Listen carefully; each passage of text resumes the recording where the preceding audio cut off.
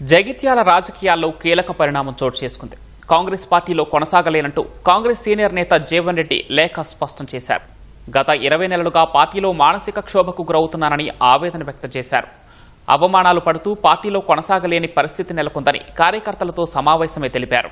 ఈ నెల 25న కాంగ్రెస్ నేతలు కార్యకర్తలతో సమావేశమవుతానని, అందరి సలహాలు సూచనలతో భవిష్యత్తు కార్యాచరణ ప్రకటిస్తానని వెల్లడించారు.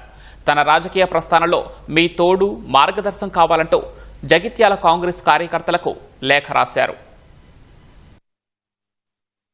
వాళ్ళు ఏదైతుందో కాంగ్రెస్ పార్టీలో కొనసాగటం సాధ్యం కాదు అనేటువంటి నిర్ధారణకు వచ్చింది. Sir ultimately it must put and end అనే ఒక అభిప్రాయంతో రేపు 25 మార్చ్ అంటే నాకు సుదీర్ఘ ప్రజా జీవితం 4 దశాబ్దాల పైగా కాంగ్రెస్ పార్టీతో కలిగి ఉన్నటువంటి అనుబంధాన్ని తెంచుకునేటువంటి పరిస్థితి రావడం కొంత బాధాకరంగా ఉన్నది ఉంటుంది కూడా. కానీ జరుగుతున్న పరిణామాలు ఏదైతుందో ఏ విధంగా కూడా ఎంత దాన్ని దొక్కుకుందాము లేకుంటే దాన్ని సంయమనం పాటిద్దాము అని చెప్పని భావించినా కానీ దీంతో పాటించే పరిస్థితి లేదు. అంటే రాజీనామా చేయాలటమే ఏకైక మార్గం. ఎందుకంటే నా సమస్యకు పరిష్కారం లేనప్పుడు ఏదైతుందో కొనసాగడం లోపల there won't be any meaning in it. Revanth Reddy గారు అధ్యక్షుడు ఎంత పోరాటం చేసిండో, భట్టి గారు సిఎల్పి నాయకుడు ఎంత పోరాటం చేసిండో, నేను ఆ స్థాయిలో పోరాటం చేసిండు. నా మంత్రి రావద్దా?